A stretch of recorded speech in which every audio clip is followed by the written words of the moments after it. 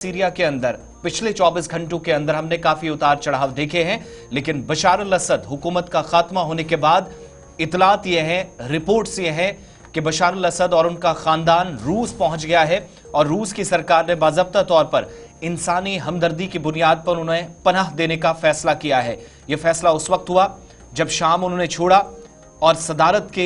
ओहदे से उन्होंने पहले ही मुस्ताफी होने का ऐलान किया था। ये रूस की जानिब से तस्दीक की गई, लेकिन सीरिया के अंदर गुज़श्ता 24 घंटों में ये बड़ी डेवलपमेंट है कि बशार अल असद जो रूस पहुंच गए हैं, जिसकी तस्दीक मुख्तलिफ मीडिया रिपोर्ट्स के जरिए भी की गई है। रूस की जानिब से मजीद बयानात का भी इंतजार किया जा रहा है और सियासी तौर पर खबर यह है कि व्लादिमीर पुतिन ने न सिर्फ बशार अल असद बल्कि उनके खानदान को पनाह दी है। इससे कबल यह कयास आराइयां की जा रही थी कि असद के तैयारे का रडार से राब्ता मुनक़ता हुआ था, संपर्क टूट गया था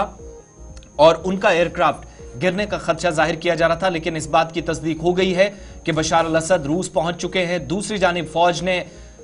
असद के मुल्क छोड़ने की तस्दीक करते हुए कहा कि सदर का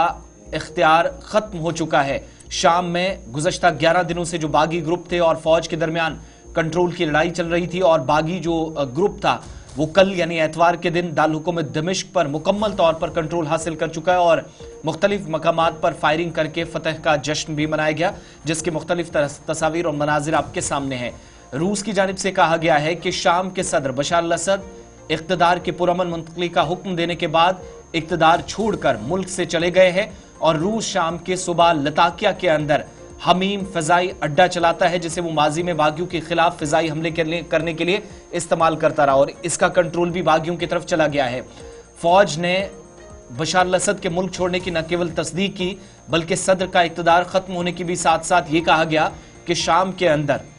अब मोहम्मद जलाली जो वज़ीर आज़म हैं उन्होंने सरेंडर किया था उनके साथ, हालांकि उन्होंने भी एक स्टेटमेंट जारी किया कि अब मुझे जो कहा जाएगा मैं उस हिसाब से भी चलने के लिए तैयार हूं, मैं अपने हिसाब से काम नहीं लूंगा। लेकिन उनको मुतअद्दिद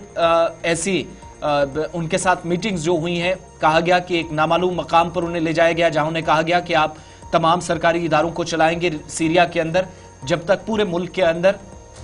अब जाकर मुकम्मल तौर पर कंट्रोल सिविल गवर्नमेंट के पास नहीं आता और वो तभी मुमकिन होगा जब इलेक्शन सीरिया के अंदर होंगे। लेकिन इन सब के बीच में मुख्तलिफ शहरों के अंदर बिजली की रफ्तार से शाम के दो बड़े, एक तो अफवाज का भागना, फिर अलेप्पो, हम्स या दमिश्क के अंदर सीरिया के अंदर मुकम्मल तौर पर कंट्रोल करने का इन सिटीज़ में मतलब ये था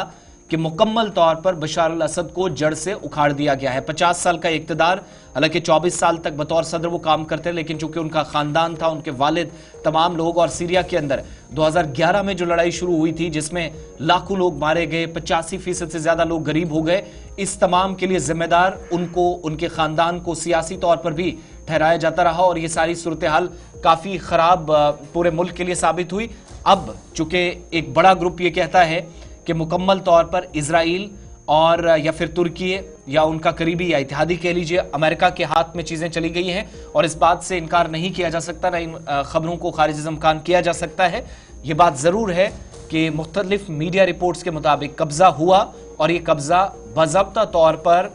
कई ऐसे एग्रीमेंट्स के बाद हुआ, एक मुआहदे के तहत हुआ, जिसके बाद सीरिया के अंदर मुख्तलिफ मकामात पर जहाँ फ़ौज जो बड़े हसास और इंपॉर्टेंट पॉइंट्स थे, सेंसिटिव पॉइंट्स थे, उन इलाकों को भी सीरिया के अंदर फौज ने छोड़ने का फैसला किया,